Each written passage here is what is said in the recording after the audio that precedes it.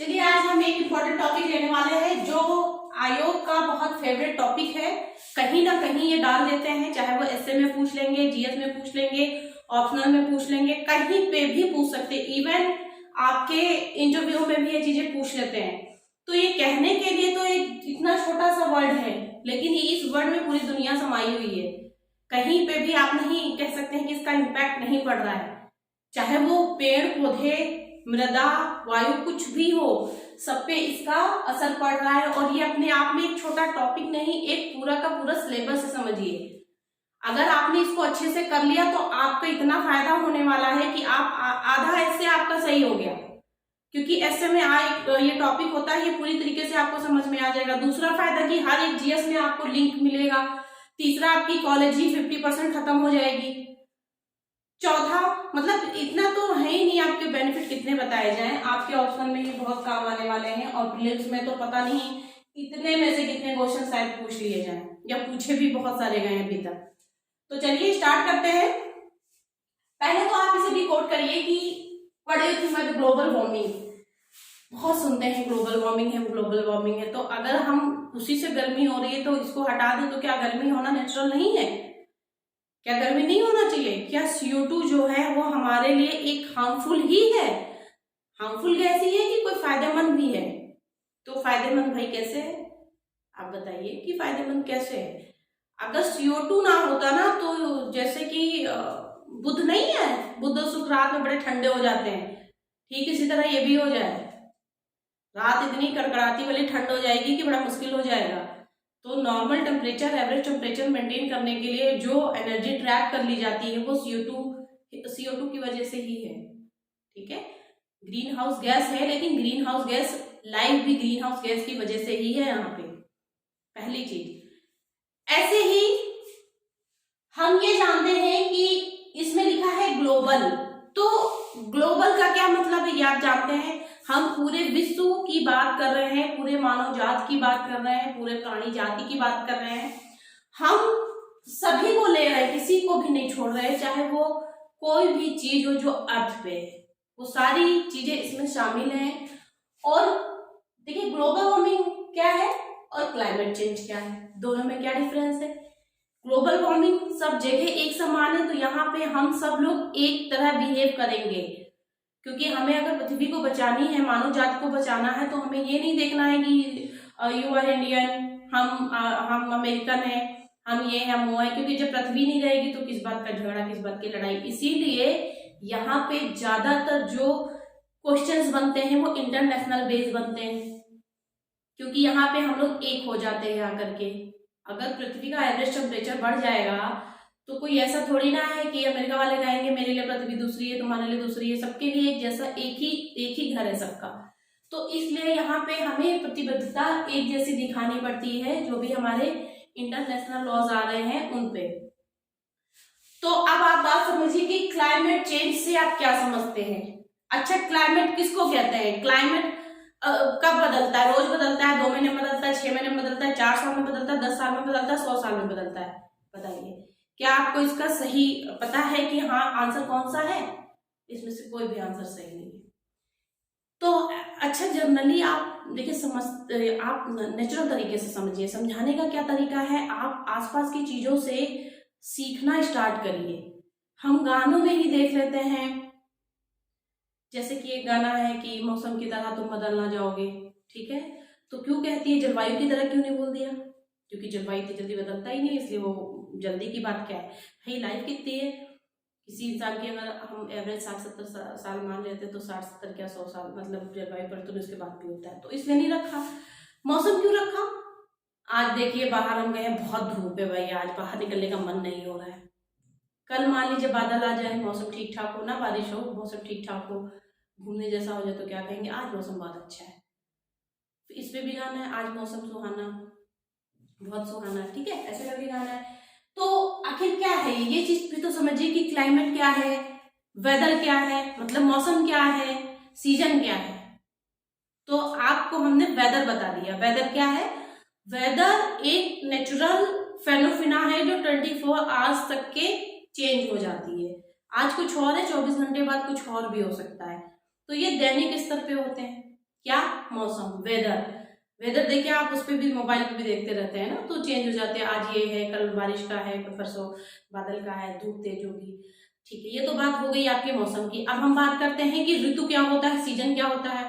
तो हम बचपन से पढ़ते आए हैं कितने ऋतु होते हैं। अभी देखिए रिसेंट में हमारा ठंडक गया है ना, शीत ऋतु चली गई है। तो नवंबर के लास्ट से, लगभग नवंबर से, मान लीजिए नवंबर के लास्ट से लेके फरवरी के लास्ट तक रहा। तो 1-2 दिन रहा, नहीं ना, 10-12 दिन भी नहीं रहा, कम से कम 3-4 महीने। वो वेरी कर जाता है, कभी कम कभी ज्यादा, लेकिन ये मंथ्स में होते हैं। ठीक है, अब हम बात करते हैं क्लाइमेट की। तो क्लाइमेट चेंज कब होता है? क्लाइमेट चेंज बहुत ही लॉन्ग प्रोसेस है, दीर्घकालिक प्रक्रिया है, और ये 10,000 साल बाद, जी हाँ, 10,000 ईयर बाद चेंज होता है। तो 2 तरीके के एज होते हैं, एक होता है आइस एज और दूसरा होता है ग्लोबल वार्मिंग एज। ठीक है, वैश्विक ऊष्मन और आइस एज। आइस एज ही जब पिघलना स्टार्ट कर देती है, हम लोग अभी किस एज में हैं? हम लोग आइस एज से अब जा रहे हैं धीरे धीरे ग्लोबल वार्मिंग एज की तरफ। तो जब पूरी तरह आइस मेल्ट हो जाएगी, आइस नहीं बचेगी, तो क्या होगा? सी लेवल, जब पानी आप भर दोगे कहीं पे, यहां तक पानी आ रहा है, पानी भर जाएगा, तो ये जो पानी जो नीचे तक के है ये ऊपर आ जाएगा। तो क्या हुआ? लेवल बढ़ गया। तो क्या होगा? सी लेवल बढ़ जाएंगे। लेकिन आइस एज में क्या होता है? सी लेवल घट जाते हैं। कारण क्या है? क्योंकि सब आइस जम जाती है। जब पानी का आप आइस जमा दोगे तो क्या होगा? सी लेवल घट जाएंगे, और सारी आइस को पिघला दीजिए तो क्या होगा? सी लेवल बढ़ जाएंगे। तो ये होता है क्लाइमेट चेंज होने की वजह से। तो हमारे यहाँ जो 10,000 साल बाद होना चाहिए था, अभी हम अच्छे खासे रह सकते थे, पूरी तरह सी लेवल नहीं ऊपर आया है और ना ही आता। इसका कारण क्या है? हम लोगों ने वैश्विक ऊष्मन को जल्दी स्टार्ट कर दिया है। जो होना चाहिए था 10,000 साल में, मैंने बोला ना कि आप पहले क्या गर्मी नहीं होती थी, नेचुरल तरीके से युग बदलते हैं 10,000 साल में। लेकिन हम लोगों ने जो एक विकास की अंधी दौड़ को पकड़ लिया है, रास्ते को पकड़ लिया है, उसकी वजह से ये 100 से 200 साल में ही होना स्टार्ट हो गया है। बताइए, 700-800 साल आगे आ चुके हैं। तो जब अभी ये हाल है, तो आने वाले समय में क्या होगा? हमारी जो सतत विकास की संकल्पना क्या है? हमारी जो भावी पीढ़ी है बचेगी ही नहीं, बचेगी नहीं तो कुछ खाएगी नहीं, क्या मतलब? मानव जाति खत्म हो जाएगा। तो बहुत बड़ा चिंता का विषय है। ठीक है, चलिए तो आइए हम देख लेते हैं। सबसे पहले तो देखिए क्या होता है कि ग्लोबल वार्मिंग कहते किसको है? पृथ्वी के एवरेज टेम्परेचर, मतलब पृथ्वी के औसत ताप में अप्राकृतिक रूप से वृद्धि होती है। ताप में अप्राकृतिक क्यों? क्योंकि प्राकृतिक तरीके से होने वाला 10,000 साल में परिवर्तन होता है और वो हमारे लिए मैटर नहीं करता है, वो नेचुरल फेनोमिना है, उसे हम बदल नहीं सकते। लेकिन हमने 100 से 200 साल में ये चीज प्रोसेस को जल्दी कर दिया है। तो क्यों किया है? क्योंकि वो प्राकृतिक नहीं है, अप्राकृतिक रूप से ताप में वृद्धि हो रही है। ठीक है, कारण क्या है? देखिए क्यों किया जा रहा है, क्यों किया जा रहा है? क्योंकि हम नियतिवाद की अवधारणा को छोड़कर संभववाद की अवधारणा की तरफ बढ़ रहे हैं। पूरी तरह लगभग हम संभववाद पे आ चुके हैं। नियतिवादी क्या था? नियतिवादी देखिए, जब आप हिस्ट्री पढ़ते हैं, सॉरी ज्योग्राफी पढ़ते हैं, तो फर्स्ट पेपर में बी पोर्शन में थिंकर्स हैं, तो उसी में से ये सब आपको बताया जाएगा कि नियतिवाद, जो कार्ल रिटर महोदय जी थे, उन्होंने कहा था प्रकृति को जननी माना है, और हम लोग भी यही तक अभी तक जानते आए हैं कि पृथ्वी हमारी माता है। तो आप बताइए, माता के साथ हम कोऑपरेट करेंगे कि माता के साथ ही हम प्रॉब्लम करना स्टार्ट कर देंगे? प्रकृति के साथ क्या हो रहा है बताइए? इतना गलत किया जा रहा है कि उसको एक, वो तो मीनिंग छोड़ ही दी गई, एक साथ साथ जिंदगी, एक मित्र की तरह, एक सहचार की तरह छोड़कर अब उसका शोषण किया जाने लगा है, जो कि बहुत गलत है। तो नियतिवाद में कार्ल रिटर जी ने कहा था ये हमारी जननी है और हमारे लिए पर्याप्त है, खाने पीने के लिए और हमारे इस्तेमाल के लिए पृथ्वी ने इतना दिया है ना कि हमारे लिए वो कम ही है। लेकिन मानव के पास दिमाग ज्यादा आ गया, तो उसने अपनी चाहत को, चाहत किस लिए? हर चीज ज्यादा पैसा हो जाए, ज्यादा इंडस्ट्रियलाइजेशन हो जाए, ज्यादा कमर्शलाइजेशन हो जाए, इसके चक्कर में क्या किया, दोहन करना स्टार्ट कर दिया। तो वो तो फिर भूल गए ना कि हाँ जननी है नियतिवादी, नियतिवाद मतलब नियति ही सब कुछ है। अब क्या कहा जा रहा है, साइंस इज एवरीथिंग। अगर साइंस का हमने बताया था आपको ये पहले भी कि साइंस को अगर हम इम्प्लीमेंट कर देंगे तो वो कहीं ना कहीं टेक्नोलॉजी हो जाएगी, और अपने टेक्नोलॉजी के थ्रू पहाड़ भी तोड़ रहे हैं। आइसबर्ग अभी आपने हाल ही में 2-3 दिन पहले देखे न्यूज में, न्यूयॉर्क से भी बड़ा एक आइसबर्ग टूटा, देखा होगा आपने। क्यों हो रहा है, क्यों अभी धौलीगंगा का जो वो डैम है टूट गया है, क्यों वहां पे आइस पिघल गई है, क्यों ग्लेशियर टूट गया है, बताइए। गंगा ग्लेशियर जहां से निकलता है गोमुख, उस पे भी हर एक किसी भी ग्लेशियर की बात करिए पहले और अब में जाके कंपैरिजन पता करिए। ये सब चीजें इसीलिए कहते हैं ना नेचुरल करंट अफेयर का मतलब ये ना था सिर्फ फैक्ट पढ़िए, अच्छी अच्छी चीजें पढ़िए, तभी आपको पता चलेगा ये सब। तो इसकी वजह से हम संभववाद, ये फ्रेंच वैज्ञानिक थे, फ्रेंच विद्वान ला विडाल, उन्होंने बोला था कि सब कुछ संभव है अगर आपके पास दिमाग है, अपने दिमाग का आप सही से प्रयोग कर रहे हो तो आप कुछ भी चाहो। देखिए ऑस्ट्रेलिया में और इजराइल में वर्षा कितना है, बहुत कम है, लेकिन वहां पे एरीगेशन बहुत बढ़िया डेवलप है टेक्नोलॉजी की वजह से। ऑस्ट्रेलिया सिल्वर आयोडाइड से वर्षा करा के एग्रीकल्चर करती है। तो ऐसे बहुत सारी चीजें आप देख सकते हैं कि जहां पे डेजर्ट है। उसके बाद जापान देखिए, जापान के पास क्या है, जापान के पास कुछ भी नहीं है, लेकिन इंडस्ट्री के बेस पे वो डेवलप कंट्री में है। तो क्या हो रहा है, ये लोग क्या कर रहे हैं, यही कर रहे हैं। कारण आप समझ रहे हैं, जितने जेशन होते हैं, ट्रांसपोर्टाइजेशन, इंडस्ट्रियलाइजेशन, कॉमर्शलाइजेशन, ठीक है, ये सब जितने जेशन है, अर्बनाइजेशन, ये सब इस कारण है, इसके इसी की वजह से ये हो रहा है। अब देखिए जलवायु परिवर्तन, ये जो ग्लोबल वार्मिंग है, ये किस किस रूप में हमारे सामने आती है, क्वेश्चंस के रूप में, और दिमाग लगाते हुए चलिएगा, आप बताते रहेंगे। अब पहला तो जलवायु परिवर्तन, जो कि मैंने ऊपर लिख दिया था, क्लाइमेट चेंज ग्लोबल वार्मिंग की वजह से होता है।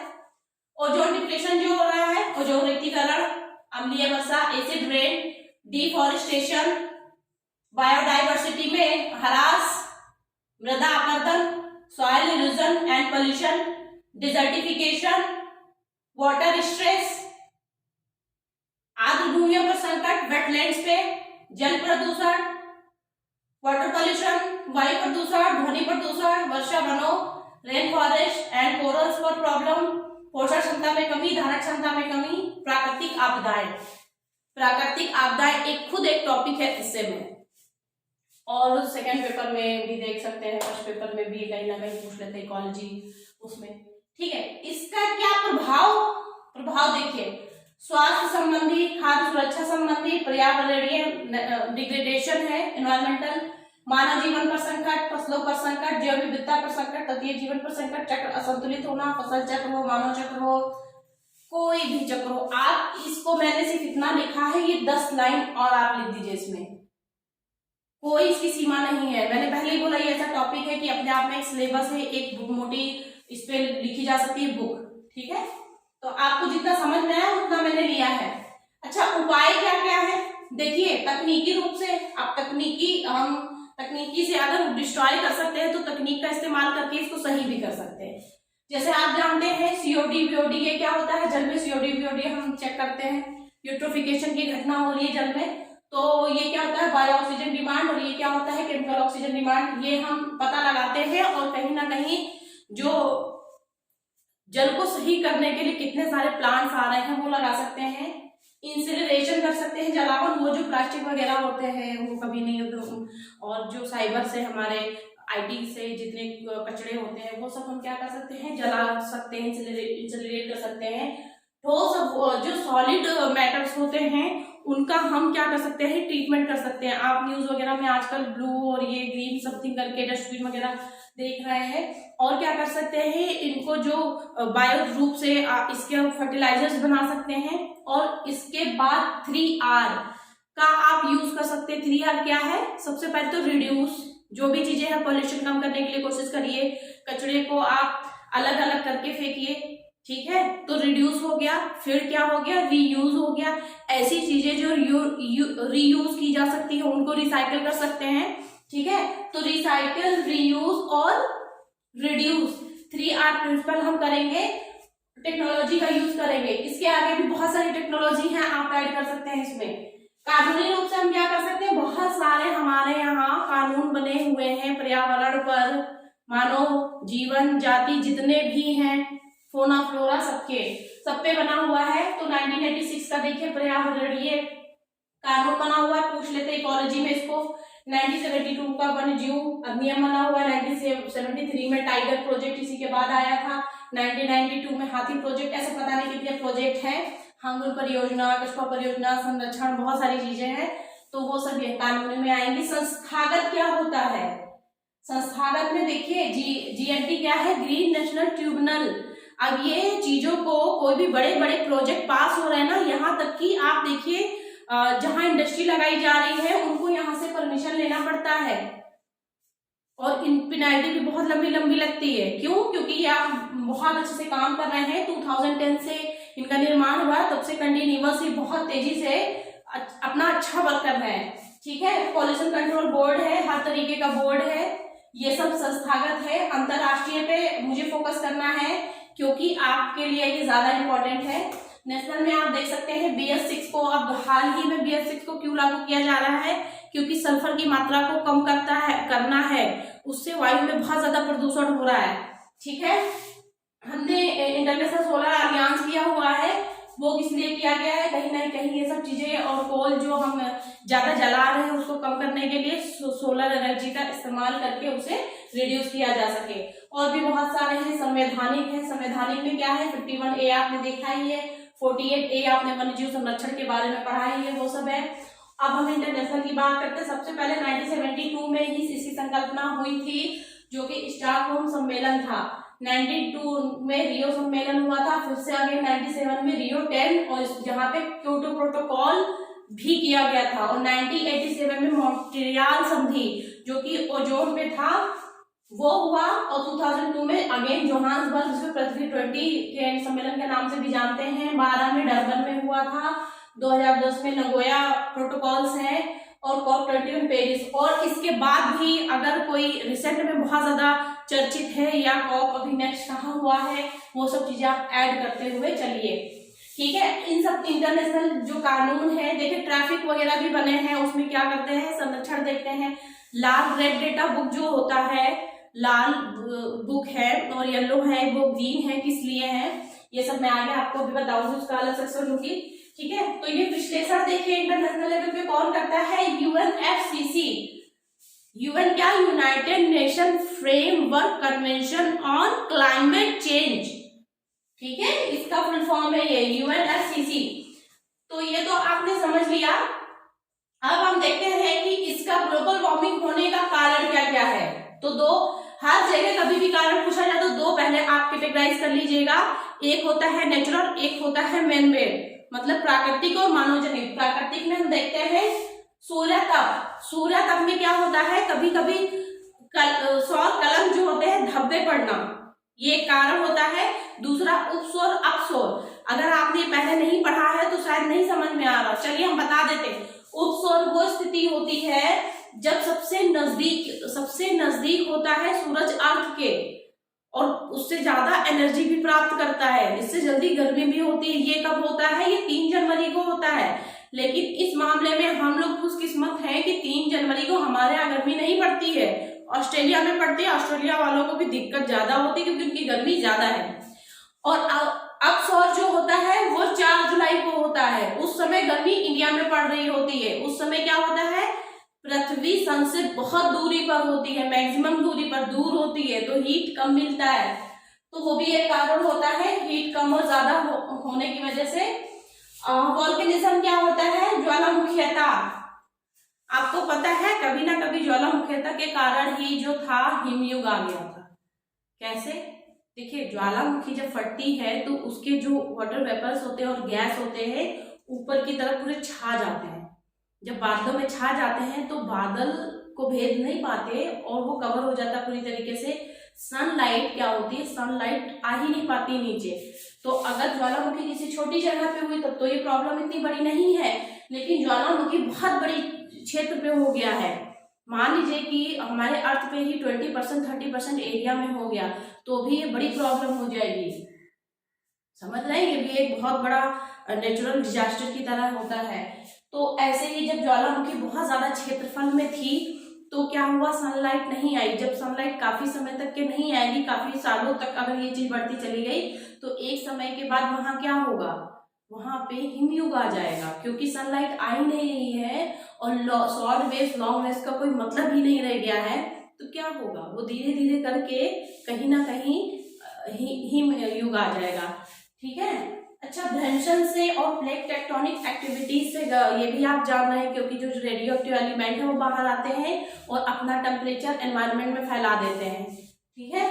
मीथेन उत्सर्जन, मीथेन उत्सर्जन नेचुरली भी होता है। आप जानते हैं दलदलीय क्षेत्र जितने भी होते हैं वहां से मीथेन गैस निकलती है, ये नेचुरल। और यही आप मैनमेड में क्या कर देंगे, पशुपालन करते समय, क्योंकि जो पशु होते हैं वो जुगाली माउथ को चलाते हैं ना, तो उससे भी मीथेन गैस निकलती है।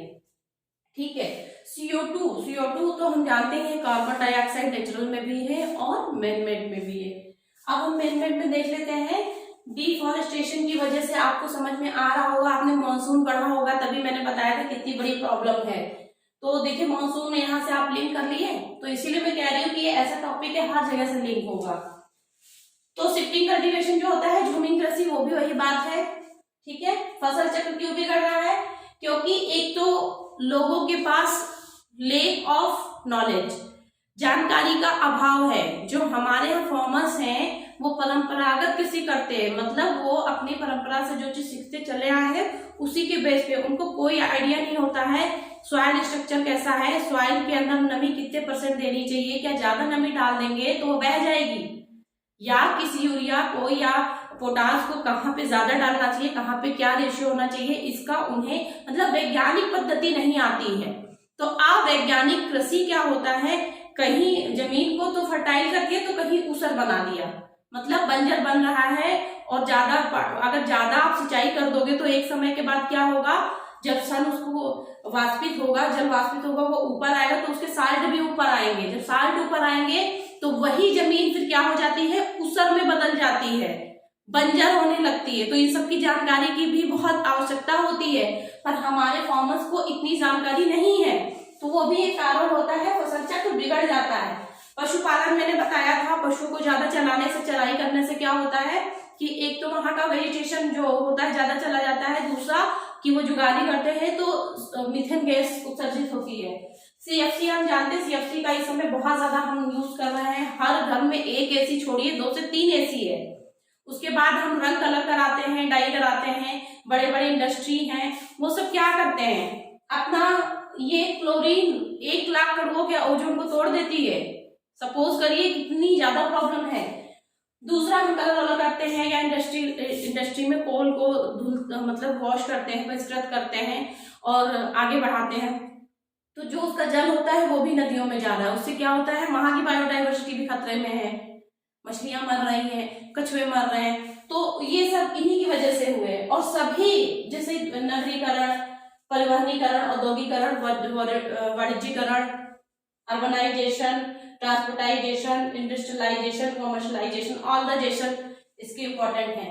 भूविन्यास बदलना, भूविन्यास कैसे बदलना, आपकी जानकारी में कितने लोग होंगे जिन्होंने हाईवे के बगल में क्या थी, खेती थी, खेत था उनका और उन्होंने सेल कर दिया।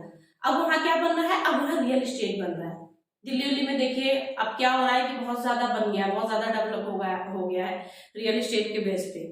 रहने वाले लोग कम हो गए हैं और बिल्डिंग ज्यादा हो गई है, खेत खत्म हो गए। तो क्या हो गया, हीट आइलैंड उनको बोल रहे हैं। हाँ बिल्कुल, वो जो घर होते हैं ना कुसुमदीप बन गए, क्योंकि कंक्रीट के बने हैं। अभी लैंड जिसमें पानी है उस लैंड को आप पैर खड़ा करके खड़े होइए, थोड़ी सी ठंडी फील होगी, और वही कंक्रीट वाले बालू पत्थर पे आप पैर रखिए, आपको पता चलेगा कि कितना ज्यादा मतलब हीट है। इतनी गर्मी जितनी है नहीं उससे ज्यादा तो ये गर्म है। तो आखिर वो गर्मी कहाँ जा रही है। ठीक है, बांध बना रहे हैं हम, अभी आपने धौलीगंगा का प्रोजेक्ट देखा ही, उत्तराखंड में जो डिजास्टर आया है, ठीक है। तो ऐसी जगह पे आप देखिए क्या होता है इससे, बांध बनाने से। बांध बनाना तो चलो ठीक है, होता क्या है कि आपने ऐसी जगह पे आपको डैम बनाना है और वहां पे है रॉक्स, वहां पे है आइस रॉक्स, मतलब आइस कैप्स है वहां। तो आप उनको वहां पे अगर उससे ब्लास्ट करोगे, तोड़ोगे, तो वो तो कण वहां से टूट जाएगी, लेकिन जो संरचना टाइट थी, ये चीज बिल्कुल इसमें है एक साथ, अगर ये टूट गई तो ये तो कमजोर हो गई।